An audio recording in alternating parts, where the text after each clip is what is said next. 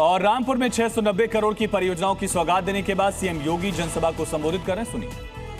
को दूर करके भगवान राम के जन्मोत्सव रामनवमी का आयोजन हो, श्री कृष्ण भगवान के जन्मोत्सव का कार्यक्रम, श्री कृष्ण जन्माष्टमी का कार्यक्रम हो, होली हो, दीपावली हो, विजयादशमी हो, दुर्गा पूजा हो, कोई भी पर्व और त्योहार हो, उन सभी की बाधाओं को दूर करके आज फिर से उत्सवपूर्ण माहौल के रूप में उत्तर प्रदेश का माहौल बदला है। आज उसका परिणाम भी मिला है। विरासत को सम्मान दे करके कैसे अर्थव्यवस्था को आगे बढ़ाया जा सकता है, उत्तर प्रदेश उसका मॉडल बना है। विरासत को कैसे सम्मान दिया जाता है, आज प्रधानमंत्री मोदी जी के नेतृत्व में उत्तर प्रदेश उसका मॉडल बन रहा है। बहनों और भाइयों, आज अयोध्या में आप जाते हैं, रेल से जाएंगे, डबल लाइन की सुविधा आपको वहां मिलती है। ब्रॉड गेज की डबल लाइन के साथ अयोध्या जुड़ा है। सड़क मार्ग से जाएंगे, 4 लेन की कनेक्टिविटी से अयोध्या जुड़ी है। वायु मार्ग से जाएंगे तो अयोध्या में इंटरनेशनल एयरपोर्ट महर्षि वाल्मीकि के नाम पर खड़ा है। अयोध्या त्रेता युग का याद स्मरण कराता है। आज राम की भक्ति की वकालत कौन कर रहा है? आज भगवान राम की भक्ति की दुहाई कौन दे रहा है?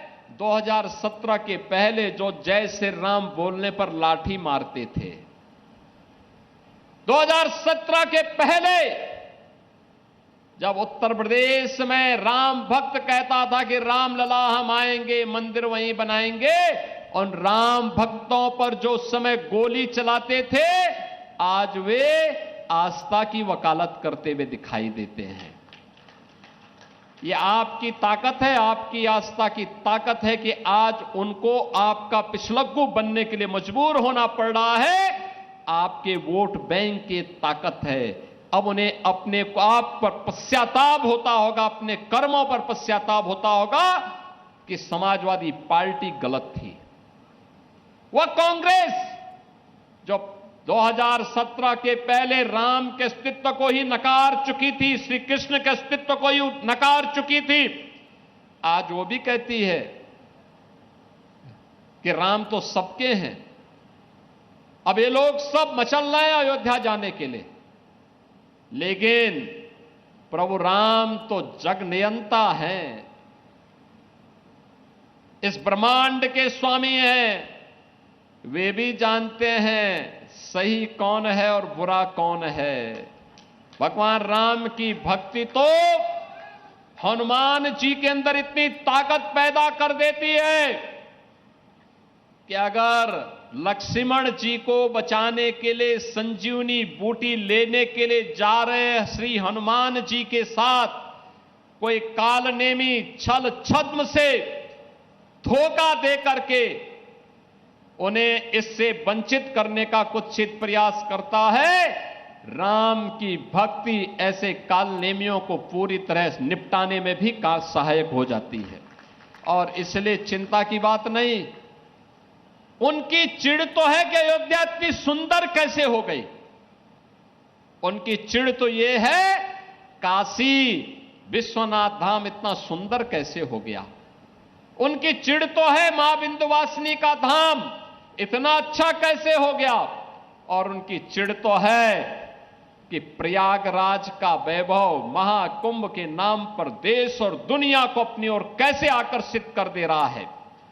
उनकी चिढ़ है नैमिषारण्य के विकास को लेकर, मथुरा वृंदावन को लेकर, सुख तीर्थ को लेकर, और जो हमारे विधायकों के द्वारा हर एक पौराणिक स्थल को और विरासत से जुड़े हुए स्थलों के पुनरुद्धार का कार्य हो रहा है।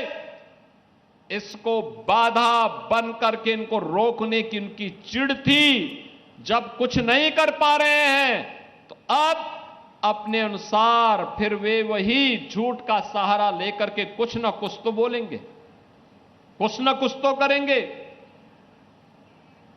और इनका ये वक्तव्य यही दिखाता है कि अंगूर खट्टे हैं। जनता जनार्दन इनको सबक सिखा चुकी है। लेकिन बहनों और भाइयों, मैं आप सबको आश्वस्त करने के लिए आया हूं। ये विरासत के सम्मान की बात हो या नौजवानों को नौकरी देने की बात, आज मुझे अच्छा लगता है जब हम लोग उत्तर प्रदेश सरकार में कोई सरकारी विज्ञापन निकालते हैं, उत्तर प्रदेश के नौजवान नौकरी प्राप्त करते हैं। यूपी के अंदर आज के दिन पर जो चीजें हैं, मैं देखता हूं जब कोई सरकारी नौकरी के हम नियुक्ति पत्र वितरित करते हैं, रामपुर के भी नौजवानों को नियुक्ति पत्र मिलता है तो मुझे अच्छा लगता है। ये नौजवान 2017 के पहले वंचित थे। आज रामपुर हो, मिलक हो, बिलासपुर हो, स्वार हो, चमरोहा हो, इन सभी विधानसभा क्षेत्र से जुड़े हुए नौजवान आज उत्तर प्रदेश सरकार में नौकरी में जाते हैं।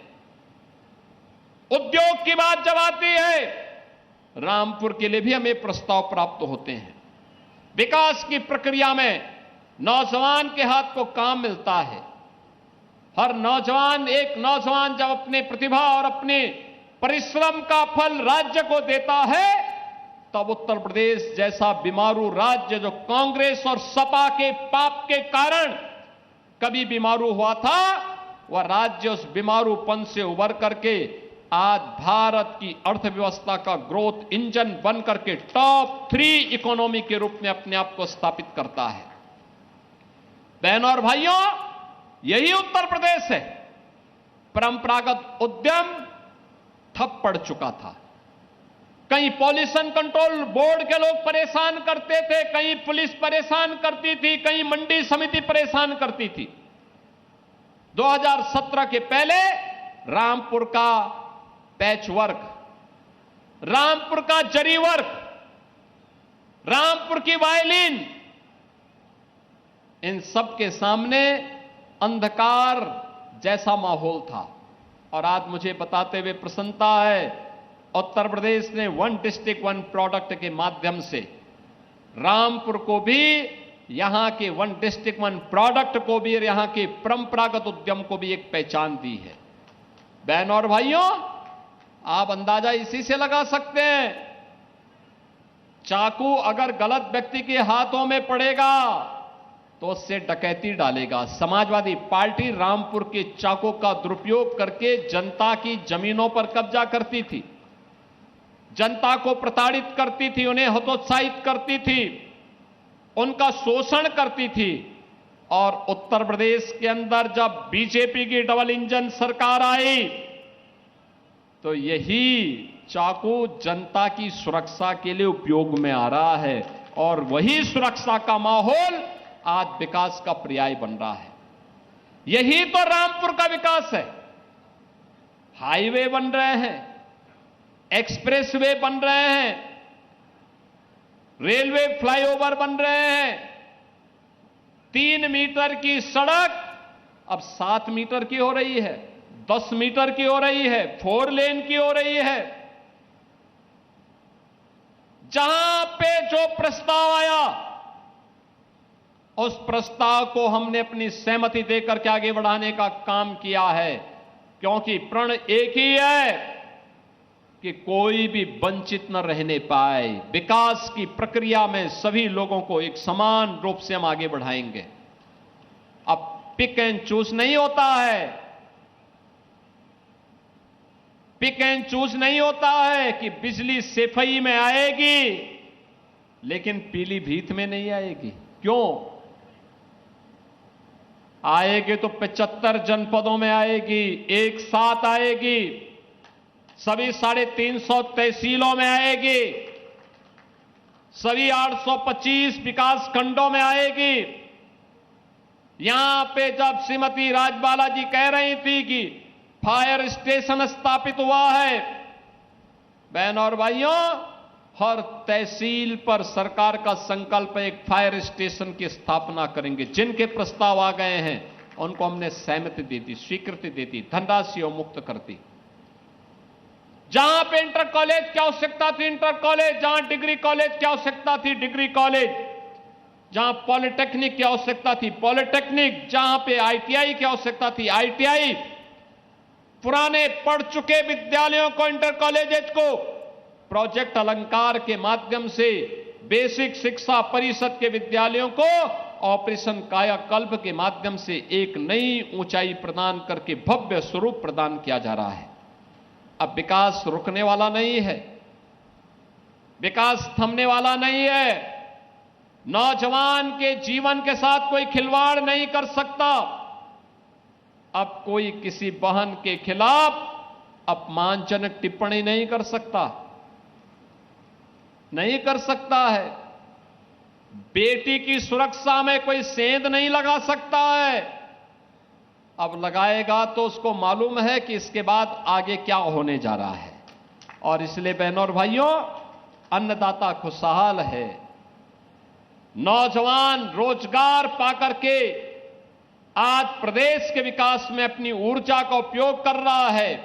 हमारा उद्यमी फिर से एमएसएमई वर्क के माध्यम से फिर से उत्तर प्रदेश को पहचान दिला रहा है। 96 लाख एमएसएमई यूनिट, हर एमएसएमई यूनिट को उत्तर प्रदेश सरकार ने 5 लाख रुपए का सुरक्षा बीमा का कवर भी कराया है।